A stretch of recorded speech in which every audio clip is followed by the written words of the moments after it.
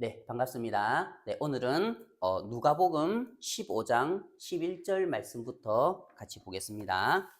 예, 누가복음 15장 11절 말씀부터 제가 한번 읽어보겠습니다. 예, 누가복음 15장 11절. 또 이르시되 어떤 사람에게 두 아들이 있는데 그 둘째가 아버지에게 말하되 아버지여 제 선 중에서 내게 돌아올 분깃을 내게 주소서 하는지라. 아버지가 그 살림을 각각 나눠 주었더니 그 후 며칠이 안 되어 둘째 아들이 재물을 다 모아 가지고 먼 나라에 가서 거기서 허랑방탕하여 그 재산을 낭비하더니 다 없앤 후에 그 나라에 크게 흉년이 들어 그가 비로소 궁핍한지라. 가서 그 나라 백성 중 한 사람에게 붙여 사니 그가 그를 들로 보내어 돼지를 치게 하였는데 그가 돼지 먹는 쥐염 열매로 배를 채우고자 하되 주는 자가 없는지라. 이에 스스로 돌이켜 이르되 내 아버지에게는 양식이 풍족한 품꾼이 얼마나 많은가. 나는 여기서 추려 죽는구나. 내가 일어나 아버지께 가서 이르기를 아버지 내가 하늘과 아버지께 죄를 지었사오니 지금부터는 아버지의 아들이라 일컬음을 감당하지 못하겠나이다. 나를 품꾼의 하나로 보소서 하리라 하고 이에 일어나서 아버지께로 돌아가니라. 아직도 거리가 먼데 아버지가 그를 보고 측은히 여겨 달려가 목을 안고 입을 맞추니 아들이 이르되 아버지 내가 하늘과 아버지께 죄를 지었사오니 지금부터는 아버지의 아들이라 일컬음을 감당하지 못하겠나이다 하나 아버지는 종들에게 이르되 제일 좋은 옷을 내어다가 입히고 손에 가락지를 끼우고 발에 신을 신기라. 그리고 살진 송아지를 끌어다가 잡으라. 우리가 먹고 즐기자. 이 내 아들은 죽었다가 다시 살아났으며 내가 잃었다가 다시 얻었노라 하니 그들이 즐거워하더라. 네, 24절 말씀까지 읽었습니다. 사실 이 누가복음 15장에 나타난 이 보통 돌아온 탕자라 하죠. 이 예화는 너무나 유명해요. 근데 제가 생각을 해보니까 한 번도 설교를 한 적이 없는 거예요. 이 예화로. 근데 세계로도 네. 2022년에 네. 5월 29일 날 여기서 했다고 맞죠? 이 설교는 너무나 유명한 거예요. 이 말씀을 보면은, 참 우리의 마음이 감격스러운 게 뭐냐면, 이게 하나님의 마음이구나. 아, 진짜 신앙은 이런 지식으로 되는 게 아니구나. 열심히 공부해서, 신학원에 가가지고, 전도사 되고, 목사 되고, 여러 이론 지식을 갖춰가지고, 박사 되고, 야, 신앙 그걸로 되는 게 아니구나. 제가 이 말씀을 읽어보면은, 야, 이게 아버지의 마음이구나. 이 마음을 공부해서 알겠습니까? 이 마음을 공부해서 느끼겠습니까? 이 마음을 공부해서 얻겠습니까? 그와 마찬가지로 우리가 구원을 받는 것도 또 우리가 신앙을 하는 것도 여기에 나타난 말씀처럼 여기에는 곳곳에 아버지의 마음이 다 숨겨져 있는 거예요. 이거는 이 세상 학문으로 얻을 수 있는 게 아니라는 거죠. 많은 사람들이 이론과 지식으로 학문으로 성경을 다가가고 연구하고 분석하고 짜맞추기를 한다는 거죠. 물론 그런 것도 필요하겠지만 진짜 성경 속에 나타난 이 하나님의 마음을 내 마음에 느끼고 이 하나님의 마음이 내 마음에 흘러 들어와서 이 아버지의 마음이 내 인생을 이끌어 간다면은 우리의 삶이 훨씬 하나님 앞에 복되고 또 즐겁고 감사한 삶을 살 수가 있다는 거죠. 그런데 많은 사람들이 이 성경 속에 나타난 아버지의 마음, 하나님의 마음이 내 마음속에 흘러 들어와서 내 마음을 감동해서 이끌어가지 못하니까 이론 지식은 다 아는데 삶은 여전히 이 둘째 아들처럼 오늘도 먼 나라에 가서 허랑방탕하며 살고 있는 거예요. 그 사람들에게 물어봐요. 탕자 이야기 합니까? 알지요? 아는데 왜 그렇게 살지요? 탕자 이야기 들어보셨습니까? 아, 들어봤지요? 그런데 왜 여전히 허랑방탕하면서 먼 나라에서 아버지를 두려워하면서 그렇게 살고 있지요? 아는 것과 그렇게 살고 있는 건 다르지 않습니까? 진짜 당신이 아는 것처럼 이 성경 말씀 속에 나타난 아버지의 마음이 당신 속에 흘러 들어가 있다면은 어떻게 여전히 먼 나라에서 아버지를 떠나서 그렇게 누추한 곳에서 살고 있습니까? 당신 지금 돼지치고 살고 있잖아요. 당신 지금 쥐업 열매 먹으면서 살고 있잖아요. 그러니까 이 성경 말씀은 알지만 이 말씀 속에 나타난 아버지의 마음이 이 사람 마음 속에 들어가서 그 아버지의 마음을 느낀 적은 없다는 거예요. 그러니까 많은 사람들이 뭐라냐면 복음을 듣고 구원을 복음은 들으면서 머리는 다 알아요. 그런데 이 머리와 마음의 이 거리는 30cm밖에 안 되는데 어떤 사람은 이 머리에서 마음까지 오는데 10년이 걸리는 거예요.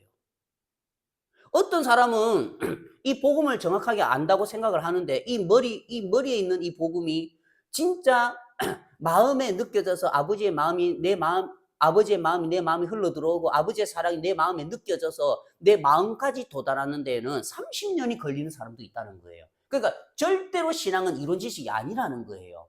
마음의 세계지. 내 마음이 하나님의 마음을 느끼면서 하나님의 마음을 감각하면서 살아가는 세계지 이론 지식으로 분석해서 되는 세계가 아니라는 거예요. 여기에 보면은 여기는 너무나 많은 마음의 세계가 담겨져 있어요. 스토리를 보면은 너무나 간단한데 이거를 쪼개서 보면은 너무나 많은 마음의 세계와 또 그 마음의 세계 곳곳에 그를 향한 아버지의 마음이 숨겨져 있다는 거죠. 여기에 보면 어떤 사람이 두 아들이 있어요. 근데 그 둘째 아들이 아버지에게 말했어요. 아버지, 어느 날 아버지 재산 중에서 아버지 재산 많네요. 아버지 재산 중에서 내게 돌아올 분깃을 내게 주소서. 내 둘째 아들 아닙니까? 아버지 아들 아닙니까? 어차피 아버지 돌아가시면 유산으로 우리 재산 줄 낀데 그 재산 내게 돌아올 거 미리 좀 나눠가지고 주십시오. 그렇게 이야기를 했어요. 그러자 아버지가 그 살림을 각각 나눠 주었더니 자 보세요. 지금 이 아들은 아버지의 아들이고 아버지 집에서 같이 살고 있지요. 아버지가 주는 음식을 먹고 아버지 집에서 종을 부리면서 삼시세끼 따뜻하게 먹고 또 좋은 신발 신고 다니면서 별로 부족함이 없이 지내고 있는 거예요. 그런데 이 둘째가 마음에 어떤 마음이 들었냐면은 그러면 둘째가 왜 이런 이야기를 하겠습니까? 재산 중에서 내게 돌아올 분깃을 내게 주소서. 왜 이런 이야기를 했겠습니까? 이런 이야기를 하게 된 그 마음의 상태가 어떤 상태냐면은 나도 한번 사업 한번 해보고 싶다. 내가 하면은 요즘 이런 분야에 좀 사업이 잘 된다 하던데 내 친구는 투자해가지고 돈 좀 벌었다 하는데 나도 한번 해보고 싶다. 근데 내가 돈이 없네?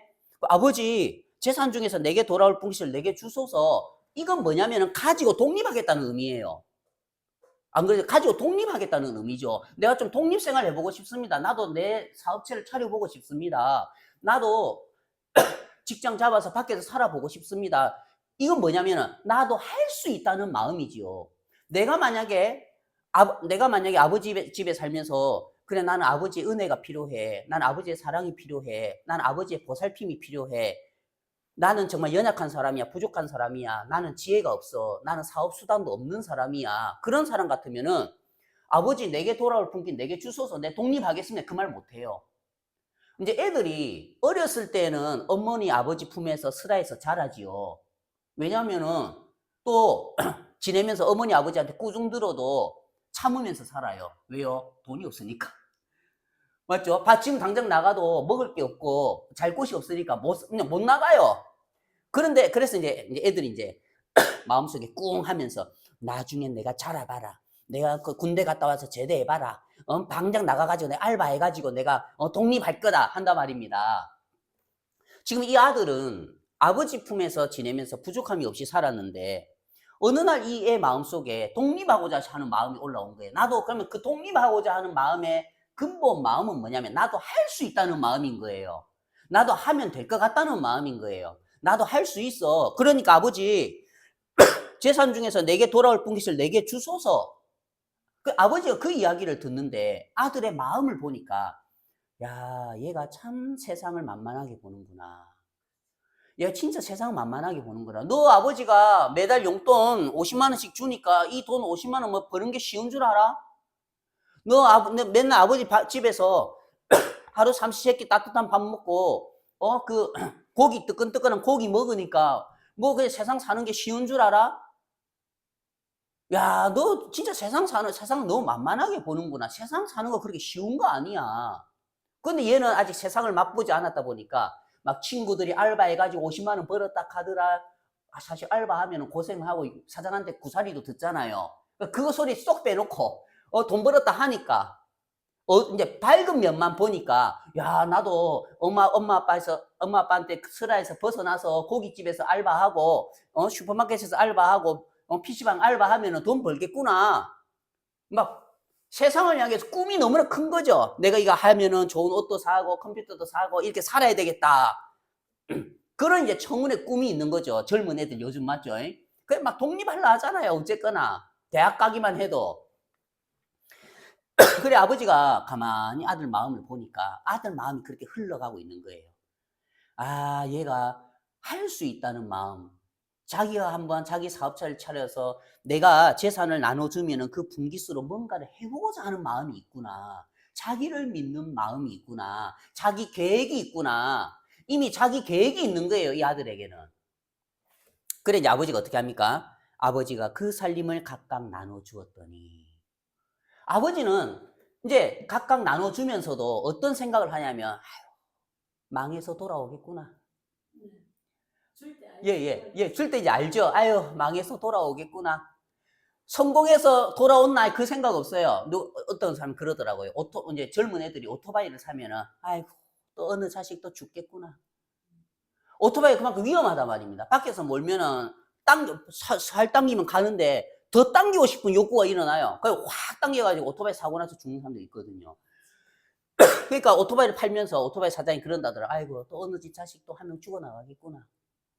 그래 아버지가 살림을 주면서 야, 얘 또 망해 돌아오겠구나. 벌써 안다 말입니다. 그런데요, 그 마음에 하고자 하는 마음, 내가 할 수 있다는 마음, 자기를 믿는 그 마음, 교제로서 안 꺾이는 거예요. 만약에 교제로 상담해가지고 그 마음이 꺾이면 좋은데 꺾일 마음이 아니니까 하나님이 사람들을 그 방탕한 마음에 내어버려 두사 했거든요. 자, 우리가 로마서를 볼게요. 로마서 뒤에 로마서에 어떤 말씀이 있느냐면 안 찾으셔도 됩니다. 제가 한번 읽어볼게요. 자, 로마서 1장 24절에 그러므로 하나님께서 그들을 마음의 정욕대로 더러움에 내버려 두사. 또 26절에 이 때문에 하나님께서 그들을 부끄러운 욕심에 내버려 두셨으니. 또 28절에 또한 그들이 마음에 하나님 두기를 싫어하매 하나님께서 그들을 그 상실한 마음대로 내버려 두사 합당하지 못한 일을 하게 하셨으니. 그러니까 내버려 두셨다는 거예요. 내가 아들 마음을 보니까 자기를 믿는 마음으로 충만한 거예요. 그래요 보니까 그래서 아버지가 뭐라고요? 분깃을 나눠주면서 이건 뭐냐면 내버려 둔 거예요. 분깃을 주면 허락했다는 거예요. 그래 한번 살아봐라. 된탕 당해봐야 알지. 그래 한번 살아봐라. 그러니까 13절에 그 후 며칠이 안 돼요. 야, 아버지가 재산을 줬는데 그 후 며칠이 몇 달이 아니고 몇 주가 아니고 며칠이 안 돼요. 이거는 벌써부터 이 말을 하기 전부터 계획하고 있었다는 거예요. 아버지가 그러겠죠. 그 후 며칠이 안 돼요. 다 모아가지고 먼 나라로 가는 아들을 보면 뭐라 하겠습니까? 너는 나하고 같이 밥 먹고 같이 자고 너는 내 자식으로서 내 돈 쓰고 살면서도 벌써 네 속에는 다른 꿍꿍이 속이 있었구나. 벌써 너는 다 계획이 있었구나. 그러니까 그 후 며칠이 안 돼서 자기의 계획대로 팍 추진해 나가지 않습니까? 안 그렇습니까? 그 후 며칠이 안 돼요. 둘째 아들이 재물을 다 모아가지고 먼 나라에 거기서 허랑방탕하여 그 재산을 낭비하더니. 자 보세요. 이 굉장히 중요한 말씀인데 이 둘째 아들이 먼 나라에 가서 집단에 허랑방탕하여 그 재산을 낭비하려고 갔겠습니까? 사업체를 차리면서 내가 허랑방탕하여 망하리라 하고 사업체를 차리는 사람들이 있습니까? 없단 말입니다. 내가 그래도 좀 벌어보려고 하고 잘 돼 보려고 하고 성공해 보려고 차리는 거죠. 그런데 성경은 뭐라고 돼 있냐면 그 후 며칠이 안 돼요. 둘째 아들이 재물을 다 모아가지고 먼 나라에 가. 거기에서 자기의 계획을 가지고 자기의 생각한 대로 사업체를 차려서 이 사람 성공하려고 갔지 않겠습니까? 망하러 간 사람 없잖아요. 안 그렇습니까? 그런데 뭐라고요? 거기서 허랑방탕하여 그 재산을 낭비하더니. 제가 어느 날 이 말씀을 보는데 너무 놀란 거예요. 이 둘째 아들이 원래는 아버지하고 함께 있었는데 지금 아버지를 떠났죠. 우리 인간들이 원래는 아담과 하와가 하나님과 함께 있었는데 하나님을 떠났지요.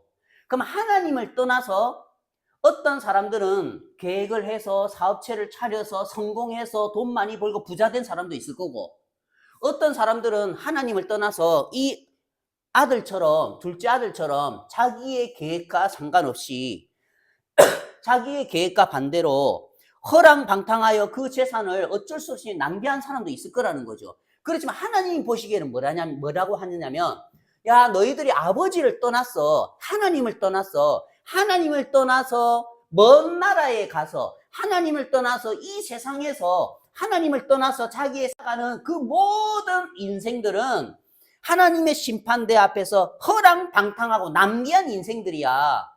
아무리 하나님을 떠나서 잘 되고 성공하고 돈 많이 벌고 부동산 재벌이 되고 해도 하나님의 심판대 앞에서는 그 하나님을 떠난 인생들은 다 허랑방탕한 인생들이야. 하나님 앞에서는 다 인생을 낭비한 인생들이야. 그러니까 꽃이 있는데 그 생화를 꺾었을 때에, 이 생화를 꺾었을 때에 향기를 맡아보면은 냄새가 나고, 또 물 가운데 꽂아두면은 더 향기가 나고 피는 것 같지만 이미 죽은 거란 말입니다. 그렇듯이 우리 인생들은 하나님을 떠난 순간부터 비록 향기는 나고 꽃이 피는 것 같지만 이미 그 하나님을 떠나고 꺾인 그 순간부터 그 인생은 허랑방탕하고 하나님 앞에 낭비된, 하나님 앞에 정말 허무한 인생이라는 거죠. 하나님 그걸 우리에게 알려주시는 거예요. 그러니까 이 아들이 이제 자기의 계획을 가지고 자기의 생각을 가지고 하나님을 떠나서 먼 나라에 갔어요. 아버지가 없는데, 하나님이 안 계시는데 정말 내 생각을 마음껏 펼칠 수 있는 곳으로 가서 내 생각을 마음껏 펼치며 사는 그 삶, 하나님 앞에는 다 허랑방탕한 인생이다. 하나님 앞에서는 다 낭비한 인생이다. 얼마나 아깝습니까? 그러면서 이제 14절에 다 없앤 후 그가 먼 나라에 가서 거기에서 허랑방탕하며 그 재산, 많은 재산, 뭐 얼마를 가져갔는지도 모르겠고, 이 아버지가 재산을 뭐 1억을 줬는지 10억을 줬는지 100억을 줬는지는 모르겠지만 그 재산을 다 낭비하고 난 뒤에, 그러니까 뭐 1년이 걸렸는지 2년이 걸렸는지 모르죠. 3년이 걸렸을 수도 있고, 아무튼 다 없이 한 후에, 동인한 후에 그 나라에 크게 흉년이 들어. 엎친 데 겹친 격이에요. 설상가상인 거죠. 자, 보세요. 다 없이 해도 그 나라에 가서 파상 신청해가지고 다시 일어나는 사람들이 있어요. 안 그렇습니까? 사업 망해도 파산 신청해가지고 내가 독하게 마음 먹고 자살하고 싶은 마음 일어나도 내가 죽을 마음으로 다시 살자 해가지고 일어나는 사람이 있단 말입니다. 그런데 이 사람은 다 없앤 후에 그 나라에 이제 엎친 데 덮친 격으로 그 나라에 크게 흉년이 들어버린 거예요. 야, 진짜 운도 없지요. 그 나라에 흉년이 들어 그가 비로소 궁핍한지라. 드디어 이제 그 마음이 비로소 궁핍한지라 하는 그 마음의 세계에 이 사람의 마음이 들어간 거예요. 너무 감사한 건 뭐냐면은, 자 보세요. 이제 15절에 가서 그러면 비로소 궁핍하면은 이제 내가 이제 먹을 게 없겠구나 하고 아버지께로 돌아오면 되잖아요. 근데 아버지께로 돌아오는 게 아니고, 그래도 내가 아버지한테 큰 소리 치고 나왔는데, 내가 성공할 거라고 감 땡땡 지르고 나왔는데, 나는 아버지처럼 안 살 거라고, 나는 어머니처럼 안 살 거라고, 나는 아버지 같은 아버지 되기 싫다고 내가 감을 땡땡 지르면서 큰 소리 치고 나왔는데, 지금 내가 다 망해가지고 돌아가면은 아버지가 나를 뭐라 하실까? 아버지가 나를 받아주실까? 그래도 내가 성공한 모습으로 조금은 나은 모습으로 가야지 하면서 버티는 거예요. 버티기 작전 들어가는 거예요, 이제. 버티다가 흉년이 좀 지나고 나면은 좀 경제가 좋아지면은 그래도 내가 중소기업이라도 들어가서 괜찮은 옷 입고 아버지 만나 뵈야 그래도 완전히 망한 것보다는 체면이 안 깎이고 들어가지. 그 생각하고 있는 거예요. 그러니까 이제 가서 그 나라에서 가서 여전히 먼 나라 안에서 살고 있는 거죠. 가서 그 백성 중 한 사람에게 붙여 사니. 이게요, 사실은 유대인으로서 굉장히 수치스러운 일이에요. 왜냐하면 유대인들은 자기가 돈이 없어서 남의 종이 되어서 종살이를 해도 희년이 되면 50년째가 되면은 49년이 되고 50년째가 되면은 무조건 아무 조건 없이 그 종되었던 사람을 풀어주는 전례가 있어요. 이건 하나님의 법이에요. 그런데 이 사람은 지금 어떤 유대인에게 자기 민족의 어떤 유대인에게 종이 되는 게 아니고 그 나라에 가서 그 이방 민족에게 지금 종이 되는 거예요. 이방 사람에게 종이 돼서 산다는 거죠. 유대인으로서. 그러니까 가서 그 나라 백성 중 한 사람에게 붙여 사니, 한 사람에게 종이 되어서 사니, 우리의 모습이죠. 하나님을 떠난 인생들이 먼 나라에 가서 이 세상에 속해서 복음을 듣고 구원받은 그리스도인들이 하나님을 떠나서 말씀을 떠나서 이 세상에 속해서 마귀의 종으로 세상 사람들의 종으로 살아가는 모습이란 말입니다. 얼마나 안타깝겠어요. 야, 네가 그리스도인인데 네가 하나님의 자녀인데 왜 사단의 종으로서 그렇게 살아? 왜 마귀의 종으로 그렇게 살아? 마치 삼손이 하나님의 나신인이고 능력이 있는 사람인데 그 드릴라에게 끌려다니면서 나중에는 두 눈이 뽑히고 그 머리털이 밀려가지고 몸에 쇠사슬로 칭칭 감겨가지고 맷돌 돌리고 있는 것처럼 하나님 그 삼손을 보면서 얼마나 안타깝겠습니까? 너 그리스도인인데 왜 그렇게 살아? 너 그리스도인인데 왜 그렇게 두 눈이 뽑혀가지고 살아? 너 그리스도인인데 왜 머리가 밀려가지고 몸이 이 세상의 쇠사슬로, 이 세상의 법규로, 이 세상의 윤리와 도덕으로, 이 세상의 관념으로 네 몸이 묶여가지고, 네 마음이 묶여가지고 그렇게 종로를 하면서 맷돌 돌리고 사냐, 그리스도인들아. 하나님 마음이 너무 안타까운 거예요. 이 작은 아들이 지금 한 사람에게 붙여서 종이 돼서 지금 뭐하고 살고 있죠? 그에게 종이 되니까 그가 이제 그의 주인이 된 그 아들의 주인이 된 그 사람이 이방인이 뭐래요? 그를 어디로 보내요? 들로 보내요. 돼지치게 한다는 거예요. 그리스도인인데 이 세상에서 돼지치고 살고 있다는 거예요. 이 돼지는 부정한 짐승이죠. 유대인 중에서. 이 돼지는 구분 갈라졌지만 되새김질을 못하기 때문에 하나님이 부정한 짐승이라고 이야기를 했지요. 그래서 돼지고기도 먹지도 않아요. 그런데 지금 뭐하고 있죠? 가장 비참한 자리에 들어간 거예요. 이 세상 이방인들의 종이 돼가지고 마귀의 종이 돼가지고 가장 멸시하고 무시받는 그 위치에서 그 부정한 짐승 돼지를 치고 산다는 거예요. 돼지를 섬기고 산다는 거죠. 돼지 몸 씻어주고 돼지 우리가 더러우면은 그 우리 새집 깔아주고 돼지 밥 먹여주고 하면서 그 높은 둘째 아들의 위치에 있었으면서 그 높은 하나님의 아들의 위치에 있었으면서 하나님께서 예수님을 통해서 아들의 명분을 줬는데 왜 삶은 이렇게 사냐는 거죠. 탕자의 이야기 압니까? 예, 알지요. 근데 왜 삶은 돼지치고 살고 있죠? 아, 나 그 말씀 안다고. 아, 나 그 말씀 많이 들어봤다고. 그런데 왜 그 이방인의 종이 돼가지고 오늘도 그 돼지 끌고 다니고 살고 있죠? 그 말씀하고 당신하고 무슨 상관입니까? 탕자의 말씀 알고 있는 거하고 당신 신앙하고 무슨 상관입니까? 당신의 삶은 지금 돼지치고 살고 있잖아요. 당신의 삶은 지금 거기서 돼지 우리 앞에 있잖아요. 그럼 하나님은 왜 이런 말씀을 우리에게 보여주시냐면 돼지 우리에서 나오게 하기 위해서 그 이방인인 그 사람, 그 주인, 그 마귀라는 그 주인의 소나기에서 나오게 하기 위해서 이 말씀을 지금 보여주고 있다는 거예요.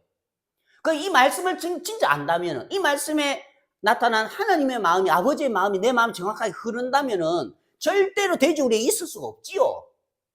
이 말씀 안다고 하면서 돼지우리에 있다면 그게 정상입니까, 그게? 여기에서 이제 뭐라고 하냐면, 이제 돼지를 치게 하였는데, 돼지 치고 있는 거예요. 진짜 비참하죠. 내가 미치겠다. 내가 아버지 아들이었는데, 내가 하나님의 자녀인데, 내가 그래도 구원받은 사람인데, 여기서 내가 돼지 치고 있네. 내가 저 사람 이야기 들으면서 여기서 내가 돼지 지금 구정머리에 손 담그고 있네. 벗어날 힘이 없는 거예요. 거기에서 그 환경 가운데서 거기에서 그 나라에서 그 먼 나라에서 그 주인의 손에서 벗어날 힘이 없다는 거예요. 이 사람에게는. 그러니까 16절에 그가 돼지 먹는 쥐업 열매로 배를 채우고자 하되, 그래도 이 정도 일하면 먹을 거라도 줘야지. 그런데 돼지 쥐업 먹는 먹을 게 없어가지고 돼지 먹는 쥐업 열매로 배를 채우고자 하되 주는 자가 없는지라. 야, 진짜 비참한 모습이죠. 우리가 시편 107편 말씀 한번 보겠습니다. 시편 107편. 여기와 똑같은 말씀이 있어요. 시편 107편에. 시편 107편 10절. 시편 107편 10절. 사람이, 이 둘째 아들이 흑암과 사망의 그늘에 앉으며 공고와 쇠사슬에 매임은 하나님의 말씀을 거역하며 지존자의 뜻을 멸시함이라. 아버지 무시했잖아요. 나는 아버지 떠나서 살 수 있어. 나는 아버지 떠나서도 성공할 수 있어. 나는 하면 할 수 있을 것 같다. 자신만만한 마음으로 떠났잖아요. 하나님의 말씀을 거역하며 지존자의 뜻을 멸시함이라. 12절에 그러므로, 그래서 아버지를 떠나서 먼 나라에 간 그에게, 그래서 하나님 이렇게 일을 하신다는 거예요. 어떻게 해요? 그가 고통을 주어, 그가 둘째 아들이 재물을 모아서 먼 나라에 가니까 하나님이 어떻게 합니까? 허랑방탕하여 재산을 허비한 거 그냥 내버려 두는 거예요. 맞죠? 그리고 다 없앤 후에 그 나라에 크게 흉년이 들어, 설상가상, 그 설상가상 누가 허락했습니까? 그가 고통을 주어 하나님이요 설상가상 허락하시는 거예요. 너 그렇게 잘났어? 너 그렇게 똑똑해? 네가 아버지 품에서 살다 보니까 네가 아직 네 모습을 모르는 것 같은데, 지혜로운 자는 말씀을 듣고 마음에 깨달아서 알아서 그 길 안 가는 거야. 근데 너는 그 길 가서 된통 한번 당해봐야 되겠다, 니는. 그래서 뭐라고요? 그가 고통을 주어 설상가상으로 흉년도 하나님이 주시고, 또 하나님께서 거기에 그 나라에 먼 나라에 있는 어떤 사람에게 속하게도 하시고, 거기에서 돼지 치게도 하시고, 맞죠? 그런 삶들을 하나님이 허락하신다는 거예요. 인생 가운데 이게 하나님이 허락하신 인생이라는 거예요. 하나님이 고통을 주신다는 거예요. 왜요? 그들의 마음을 겸손하게 하셨으니. 마음을 겸손하게 하려고. 그런데요, 하나님이 그들에게 고통을 주어, 그들에게 하나님이 흉년을 주어, 그들에게 하나님이 돼지를 치게 하는 그런 위치가, 형편을 주어 마음을 겸손하게 하려고 하는데, 이런 하나님의 마음을 모르니까 어떤 사람들은 죽는 게 낫겠다고 자살해 보는 거야. 그 고통을 준 하나님의 마음을 모르니까. 그 저들로 수고와 고통하게 하심이 본심이 아니라 했는데, 하나님의 본심은 너 괴롭게 하는 게 본심 아니야. 네가 하나님 떠났잖아. 네가 아빠 품을 떠났잖아. 너 자신은 만만한 삶 가지고 살았잖아. 그래서 내가 그 마음을 꺾으려고, 그 마음을 하나님께서 낮추시려고, 그래서 결국에는 복으로 갚으시려고 하나님이 흉년도 허락하시고, 그 사람도 허락하시고, 돼지 치는 그 삶도 허락하시고, 쥐업 열매가 없어서 배 굶주리는 그런 삶도 허락하신 건데, 다 어디에서 일어난 겁니까? 아버지의 사랑 안에서, 하나님의 사랑 안에서 일어난 일들인데, 많은 사람들이 그걸 모르니까 자살해 보는 거라. 세로나 그렇게 힘들었나?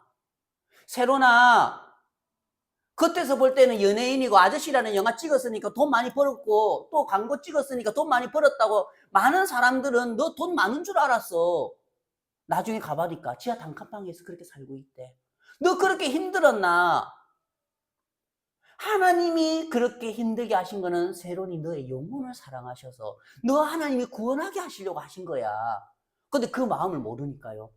세상 사람들이 나를 어떻게 볼까? 사람들이 나를 어떻게 생각할까? 너무 힘들다, 괴롭다. 내가 이렇게 하려고 해도 사람들이 악플로 나를 공격하고 뭐 하려고 음주운전 해가지고 그 사고 냈노 하면서 사람들 나를 무시하고 멸시하는구나. 내가 복귀할 수 있을까? 차라리 자살하는 게 낫지. 죽어버리는 거예요. 하나님의 마음은 그게 아니었다는 거예요. 하나님의 마음은 그가 고통을 주어 그들의 마음을 겸손하게 하셨으니 그들이 엎드러져도 돕는 자가 없었도다. 하나님이요 끝까지 그 마음을 끌고 가는 거예요. 첫째, 그 둘째 아들의 마음이 아버지의 마음을 떠났어도 의기양양했어요. 나 할 수 있다. 나 성공할 수 있어. 나는 할 수 있어. 그 마음으로 아버지를 떠났다는 거예요. 그런데 하나님은 그 마음으로는 복을 받지 못해. 그 마음으로는 은혜를 잊지 못해. 그래서 그 마음을 부수시고 낮추시고 또 겸손하게 하기 위해서 그의 마음을 끌어가지고 흉년도 통과하게 하시고 거기에서 어려움도 통과하게 하시고 사업 망하는 일도 통과하게 하시고 암 걸리는 일도 통과하게 하시고 그래서 그의 마음을 결국에는 돼지 지엽 열매도 없는 그 위치 가운데로 끌어가시는 거예요. 근데 거기에서 뭐라고요? 그들이 엎드려져도 돕는 자가 없었도다. 얘가 완전히 이제 돼지 지엽 열매를 주는 사람도 없어서 나는 여기서 줄여 죽는구나. 세로니의 마음이 이랬겠죠. 지금도 이 세상에 사업 망한 사람들 나는 여기서 줄여 죽는구나. 이 마음의 위치에 있는 사람들이 이 세상에 얼마나 많겠습니까? 수십만, 수백만 명이란 말입니다. 그가 돼지 먹는 지엽 열매로 배를 채우고자 하되 주는 자가 없는지라. 그들이 엎드러져도 돕는 자가 없었도다. 하나님이 미워서 그랬습니까? 싫어서 그랬습니까? 아니에요. 하나님 미워서 싫어서 그 인생을 망하게 하려고 하는 게 아니고 고통을 주어 그들의 마음을 겸손하게 하려고 이 인생을 허락하셨다는 거죠.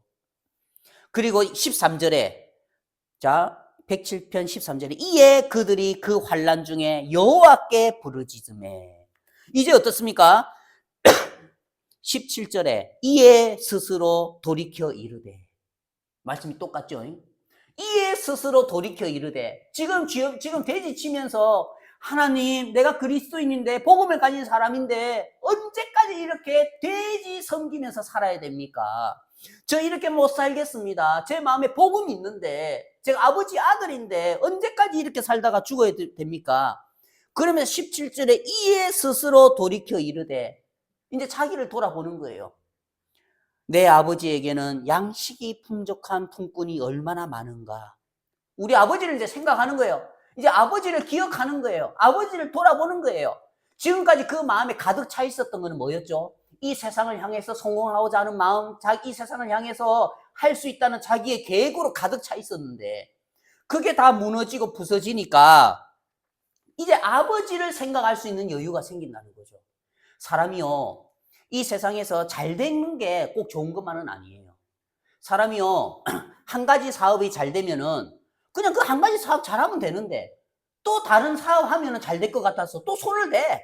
이 사업에서 첫 번째 사업에서 돈을 잘 벌리면은 자기는 사업 잘하는 사람인 줄 알고 다른 사업하면 또 될 것 같아가지고 첫 번째 사업에서 번 돈을 가지고 이 두 번째 사업에 투자하는 거예요. 그러니까 쫄딱 망하는 거예요.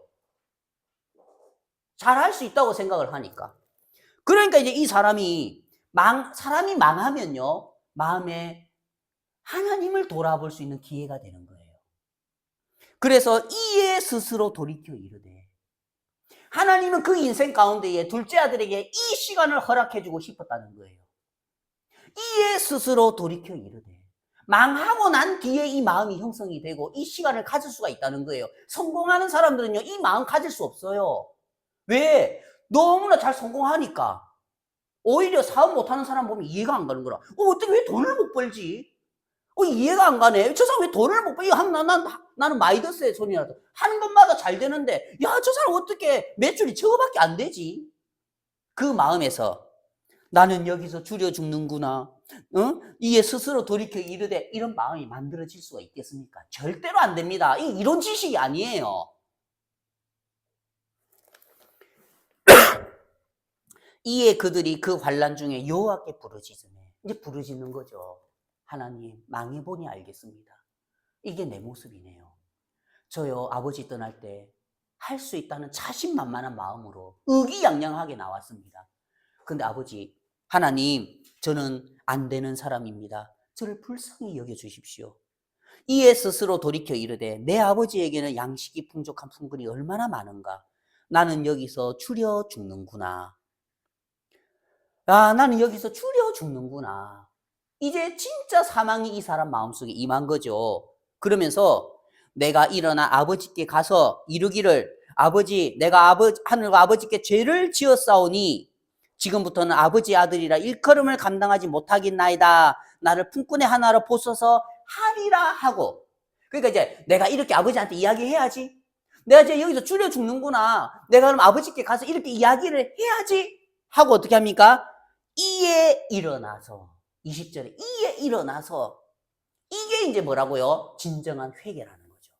분명하게 자기를 정확하게 발견한 사람은 이제 이에 일어나서 나오미가 진짜 자기가 망한 걸 정확하게 깨닫고 이스라엘에 하나님이 양식을 주셔서 공부하셨다는 이야기를 들었을 때에 이에 일어나서 이 단계가 된다는 거죠. 아버지께로 돌아가니 이제 아버지께로 돌아가는 거예요. 완전히 이제 망한 상태죠. 체면이고 뭐고 다 꺾였어요. 완전히 망한 상태에서 아버지께로 돌아가니 아직도 거리가 먼데 우리가요 하나님 앞에 회개를 하지요. 하나님 죄송합니다. 잘못했습니다. 용서해 주십시오. 하나님 은혜를 베풀어 주십시오. 그렇다고 해서 하나님의 자녀가 되는 건 아니에요. 왜냐하면 그 죄가 씻겨야 된다니까. 근데 용서해 주십시오. 하나님 제가 잘못했습니다. 용서해 주십시오. 이 자백하고 회개하는 게 죄를 씻을 수는 없어요. 죄를 씻는 건 오직 피예요. 피가 죄를 속한다 했기 때문에. 맞죠? 그래서 아직 거리가 멀다는 거예요. 내가 하나님 잘못했습니다. 실수했습니다. 내가 죄인입니다. 용서해 주십시오. 성철 스님이 돌아가시기 전에 내 죄악이 수미산을 넘치는구나. 나는 지금 아미 불못으로 떨어지는구나. 그만하고 돌아가셨단 말입니다. 그렇게 회개가 되고 난 뒤에 예수님을 믿었으면 구원을 받았겠죠. 성철 스님이. 그런데 이에 일어나서 아버지께로 돌아가는 이 마음은 내가 죄인이구나. 하나님 내가 죄송합니다. 용서해 주십시오. 아버지 제가 죄송합니다. 아버지를 떠났을 때 내가 진짜 교만했습니다. 해도 이미 아직도 거리가 멀다는 거예요. 그것으로 구원이 이루어지는 게 아니라는 거예요. 아버지가 그를 보고 누가 먼저 봤죠? 아버지가 먼저 그를 보고 이건 무슨 말이냐면은 오늘 찬송 부른 것처럼 밤낮으로 기다리고 있었다는 거예요. 밤낮으로 기다리고 있었다는 거죠. 아버지가 그를 보고 측은히 여겨. 이 측이 보낼 때도 돌아올까 생각. 맞습니다. 측은히 여긴다는 거는 원어는 스플링크니 조마인데 뭐냐면 도와주지 않으면 마음이 아파 견딜 수 없다. 내가 저 모습을 보니까 도와주지 않으면은 내가 쟤를 돕지 않으면 마음이 아파서 내 마음이 아파서 견딜 수가 없어. 이거 연결돼 있다는 거예요.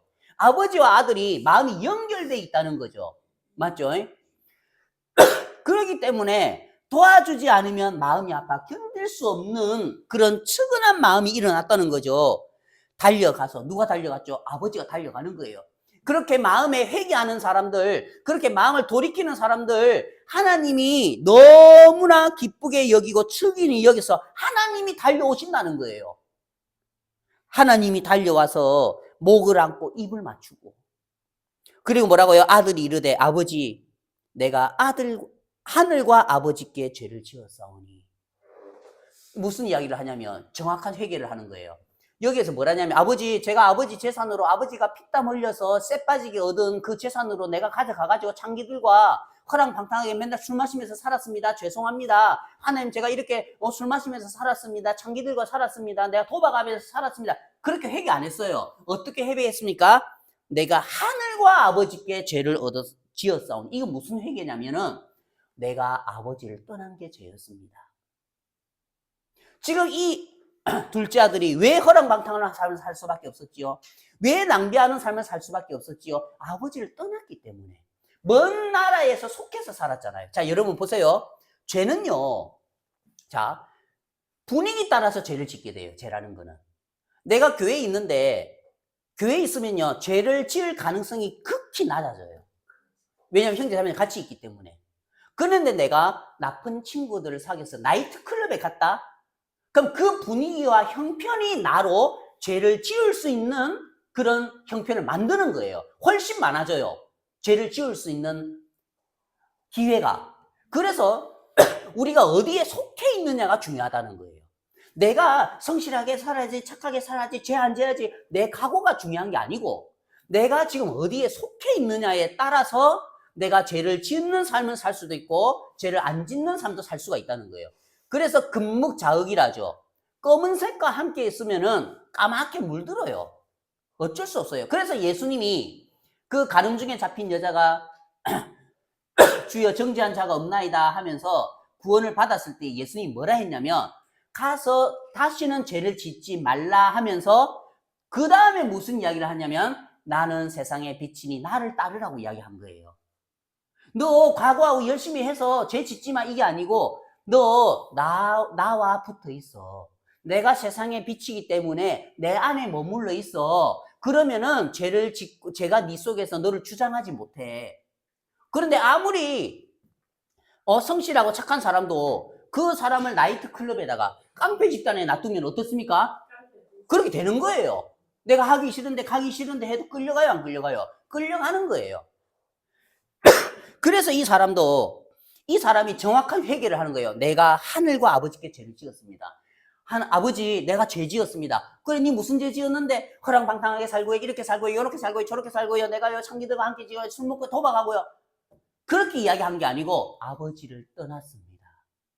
아버지를 떠났기 때문에 저는 이렇게 살 수밖에 없었습니다. 그 고백을 한다는 거예요. 정확하게 깨달은 거예요, 죄를. 많은 사람들이 회개 기도할 때 어떻게 합니까? 하나님, 내가 죄 지었을 때 용서해, 내가 거짓말했으면 용서해, 내가 미워했으면 용서해. 이 회개 기도를 하는 거예요. 그게 아니고 그럼 너 왜 그렇게 살 수밖에 없었는데 하나님과 마음이 멀어서 그렇잖아. 그걸 회개를 해야지. 하늘과 아버지께 죄를 지었다는 거는 네가 아버지를 떠났잖아. 이게 정확한 회개라는 거죠. 지금부터는 아버지 아들이라 일컬음을 감당하지 못하겠나이다.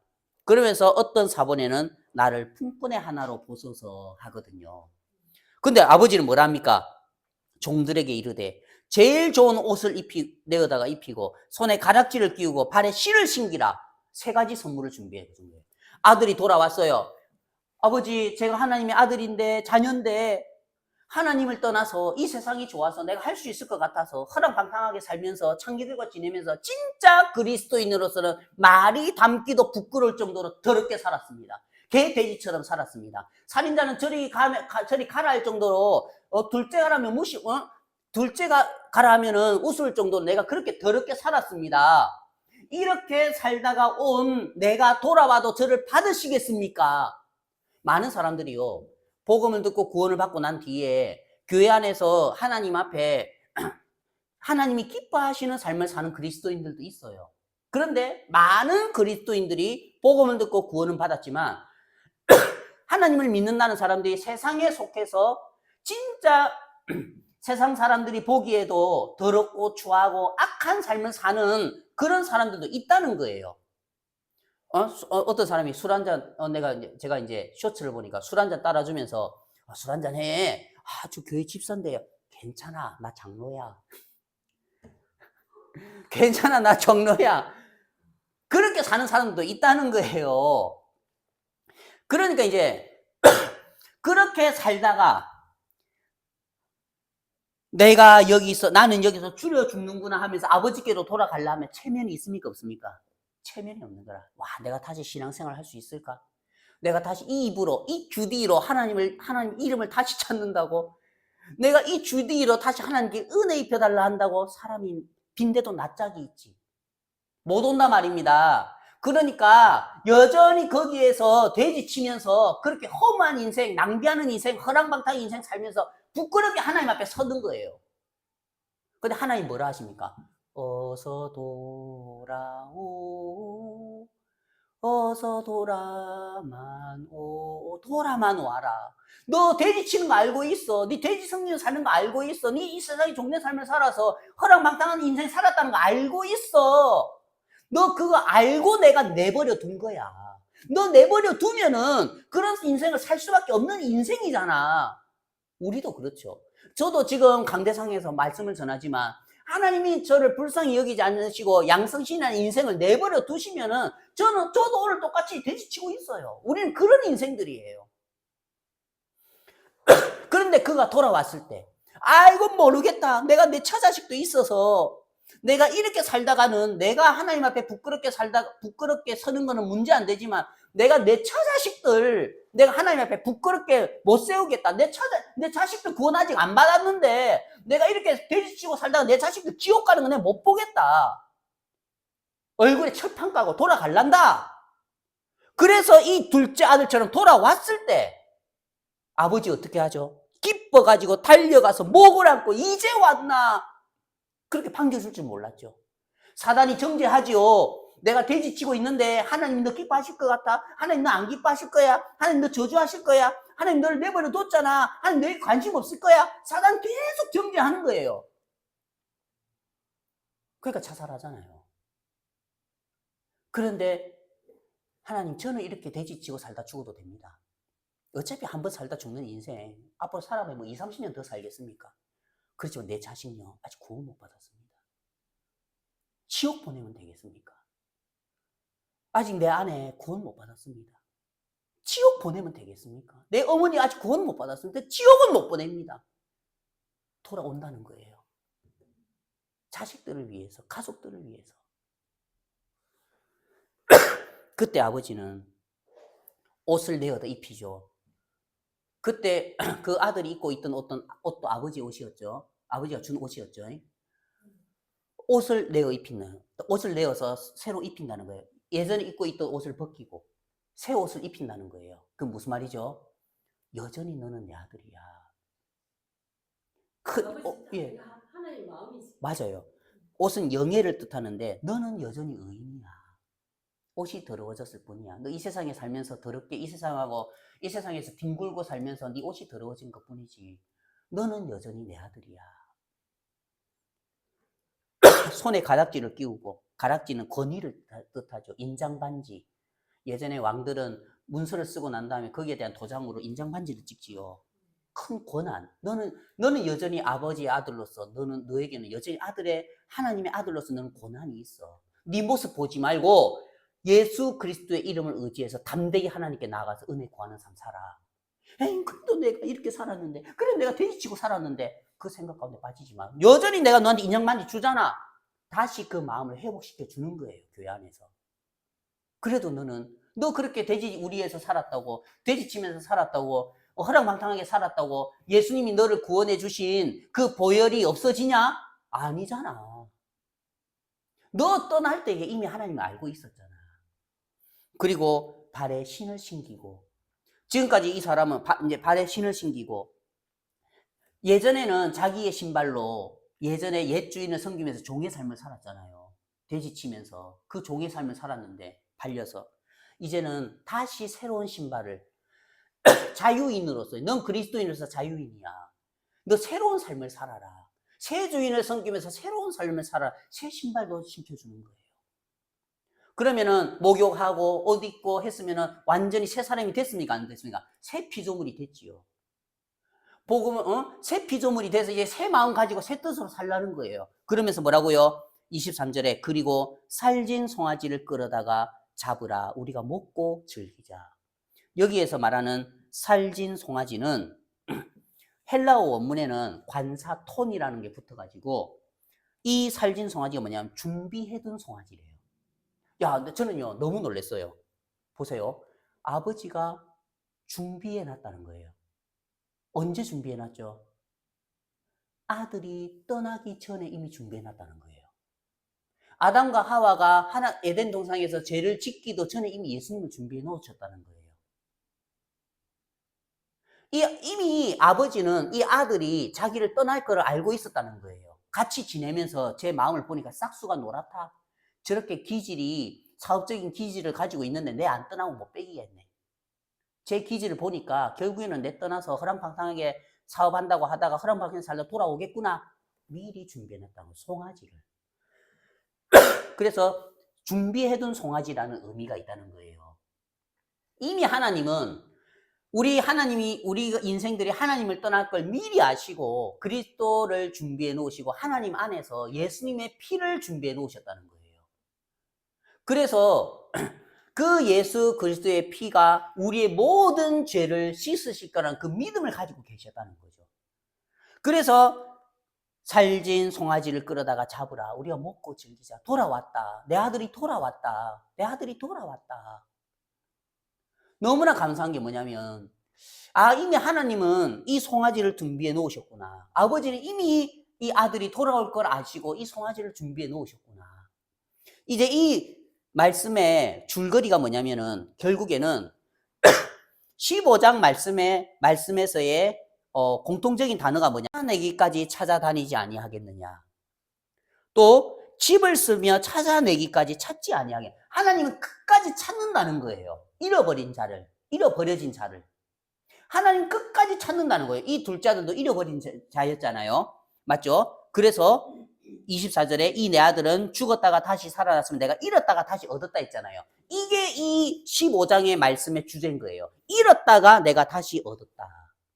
그럼 지금도 잃어버려진 자들이 있는데 그 잃어버려진 자들을 향해서 하나님이 화를 내시고 분을 내시고 설상가상으로 흉년을 허락하시고 또 허랑방탕한 삶을 살게 하죠. 그게 하나님의 사랑이다.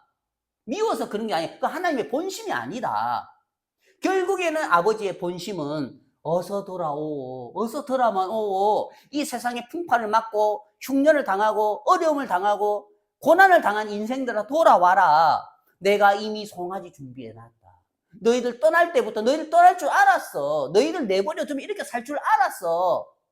그렇지만 더 이상 옛 주인 섬기지 말고 너희들 생각 가운데 의해서 정죄에 빠지지 말고 내게로 돌아와라. 그러면은 아버지가 준비해 놓으신 이 송아지가 보인다는 거예요. 이 사람이 지금부터는 아버지 아들이라 일컬음을 감당하지 못하겠나이다. 나를 품꾼의 하나를 보소서 하면서 내가 하늘과 아버지께 죄를 지었사오니 하면서 그때까지는 아직도 거리가 멀었잖아요. 맞죠? 아직도 거리가 멀었어요. 아무리 사람들이 회개해도요, 거리가 멀어요. 아무리 사람들이 십자가 앞에서 하나님 내가 잘못했습니다. 용서해 주십시오. 제가 죄 지었습니다. 용서해 주십시오. 하나님 제가요, 거짓말했습니다. 내가 잘못했습니다. 용서해 주십시오. 제가 씻어지는 게 아니에요. 회개와 자백은 죄를 못 씻어요. 오직 죄를 씻는 거는 뭐냐면 송아지예요. 송아지, 살찐 송아지. 하나님이 미리 준비해 두신 예수님의 피가 죄를 씻을 수 있다는 거예요. 맞죠? 그 예수님의 피를 만나야 되고 그 살찐 송아지를 만나야만 우리 마음속에 이 아직도 하나님과의 거리가 먼 이 관계가 좁혀진다는 거예요. 근데 많은 사람들은요, 그냥 회개하고 자백하면 제가 씻어지는 걸로 생각을 하는 거예요. 너무 감사한 게 뭐냐면 이 거리를 누가 좁혀줬냐? 십자가가 이 거리를 좁혀줬고 십자가에서 매달리신 그 예수님의 피, 여기에 보면 송아지, 성경에 보면은 이제 번제제를 드릴 때에 제사장의 죄를 씻을 때는 송아지, 또 일반 백성들의 죄를 씻을 때는 양을 쓰거든요. 이 번제물을 뜻하는 거죠. 그 아버지와 아들의 관계를 회복하기 위해서 예수님이 필요하다는 거예요. 예수님이 있다면은 내가 지금까지 그리스도인으로서 이 땅에서 얼마나 더럽고 추한 삶을 살았어도 내가 예수 그리스도의 이름을 의지하고 나가면 하나님 받으신다는 거예요. 예수님이 우리를 온전케 해놓으셨기 때문에 십자가에서 우리 죄를 이미 깨끗하게 다 씻어 놓으셨기 때문에 제가요 이번에 이번 주에 제가 명지에 내군수기 세척을 하러 갔는데 이제 그분이 그때 그 세미나장에서 만났던 분이에요.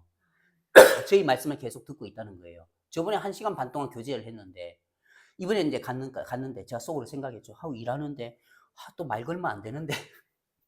빨리 좀 다른 데 가서 일해야 되는데, 근데 아니나 다를까 그분이 말을 거는 거라. 결과는 2시간 교제를 했거든요. 근데 그분이요, 그냥 묻는 거예요. 아니, 예수님이 이미 우리 죄를 다 씻었는데, 그런데 그분은 완전 장로회예요.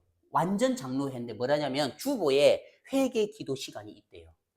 그래서 전체가 막 운성운성하면서 회개 기도를 한다는 거예요. 죄를 씻어달라고. 예. 계속 회개 기도. 그러면 목사님이 일주일 동안에 지었던 죄들을 기억하면서 회개 기도를 하래요. 그래서 제가 그랬죠.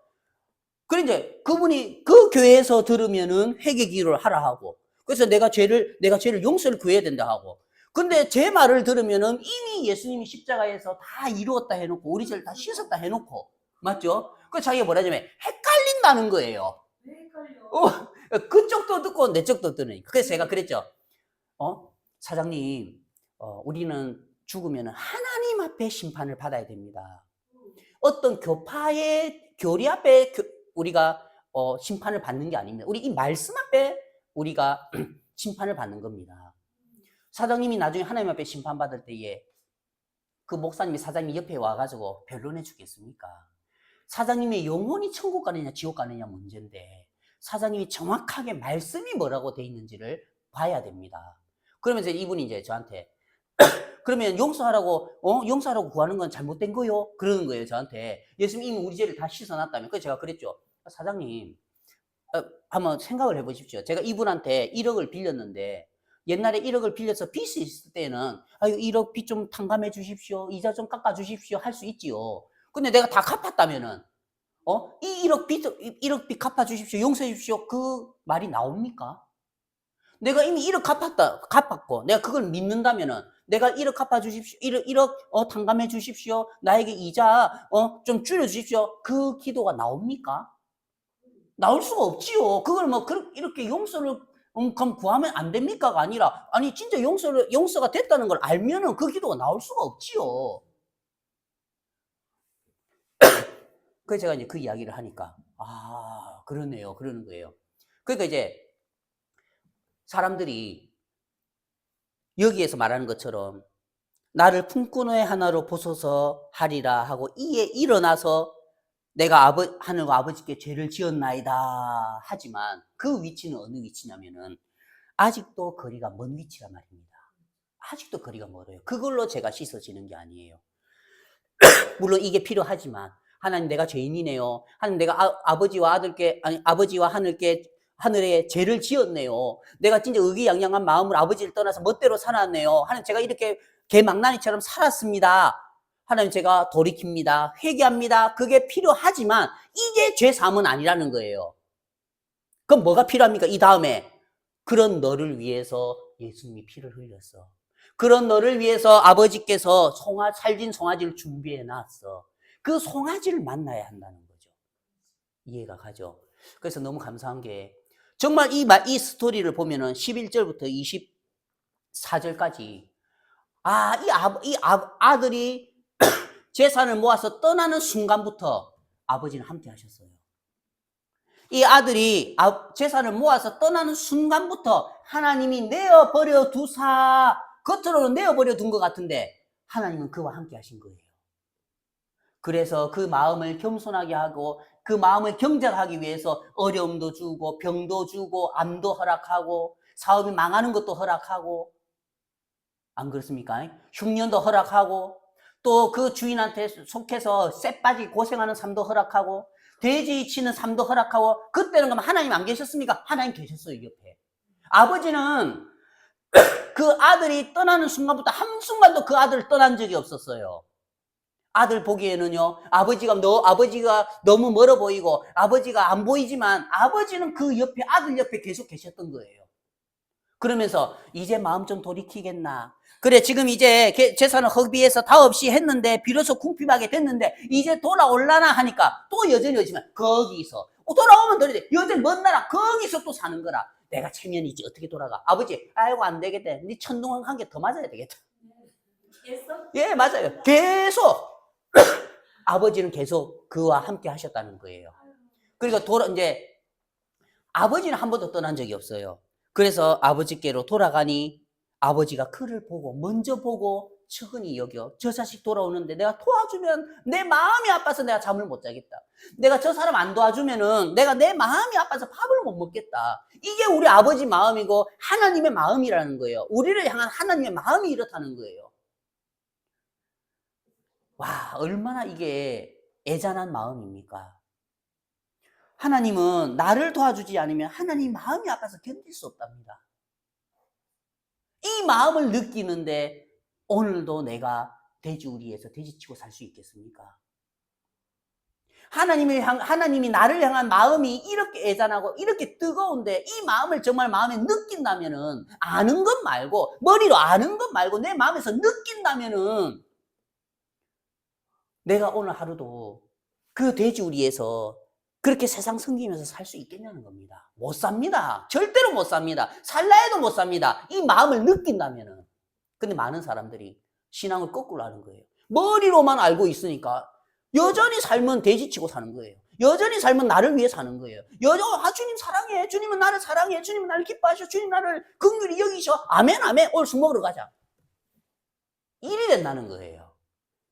그래서 하나님은 오늘 이 말씀을 통해서 정말 하나님이 우리를 향하신 마음이 어떤 마음인지 도와주지 않으면 내가 오늘 또 너를 도와주지 않으면 내 마음이 아파 견딜 수가 없어. 내가 나를 위해서 너를 구원하는 거야. 내가 나를 위해서 내 이름을 위해서 너를 돕는 거야. 왜? 너 안 도와주면 내가 힘들어서 못 살겠어. 이게 부모 마음 아닙니까 여러분? 이게 자식을 향한 부모 마음이죠. 하나님의 마음도 똑같다는 거예요. 우리가 삶을 살아갈 때에. 그래서 오늘 15장에 나타난 이 마음, 구구절절히 아버지의 마음이 느껴지지 않습니까? 야, 그때도 하나님 나와 함께 하셨구나. 내가 안 걸렸을 때도 하나님 나와 함께 하셨구나. 흉년이 들어서 먹을 것이 없을 때도 하나님 나와 함께 하셨었구나. 내가 물에 빠져서 죽을 뻔했을 때 하나님 나와 함께 하셨었구나. 근데 왜 이런 고통들을 계속 허락하셨지? 내 마음을 겸손하게 하시려고. 결국에는 이 살진 송아지 주시려고. 결국에는 이 예수님 주시려고. 결국에는 십자가의 보혈 나에게 주시려고. 그런데 많은 사람들은 죄를 지었사오니 지금부터 아버지 아들이라 이끌면 감당치 못하기나이다. 나를 품꾼의 하나로 보소서 하리라 하고 일어났잖아요. 근데 많은 사람들은 품꾼의 하나로 보소서 하리라 하고 여전히 주저앉아 있는 거예요. 이해가시죠? 여전히 그 위치에 주저앉아 있다는 거예요. 그래서 우리가 이 말씀 가운데 나타난 하나님의 마음을 발견하면서 우리의 인생 가운데 진짜 하나님 나를 이렇게 사랑하시는구나. 오늘도 하나님은 나를 보시면서 내가 너 안 도와주면 내 마음이 아파서 견디지 못하겠다. 내가 오늘도 너를 이끌지 않으면, 오늘도 너에게 은혜 베풀지 않으면, 긍휼 베풀지 않으면 내 마음이 아파서 견딜 수가 없다. 그 마음이 우리의 인생을 이끌어가고 그 마음이 우리로 죄에서 벗어나서 그 마음이 우리로 하나님 앞에 기쁘게 하는 삶을 살게 하는 것이라는 거죠. 예, 제가 말씀 마치고 기도드리겠습니다.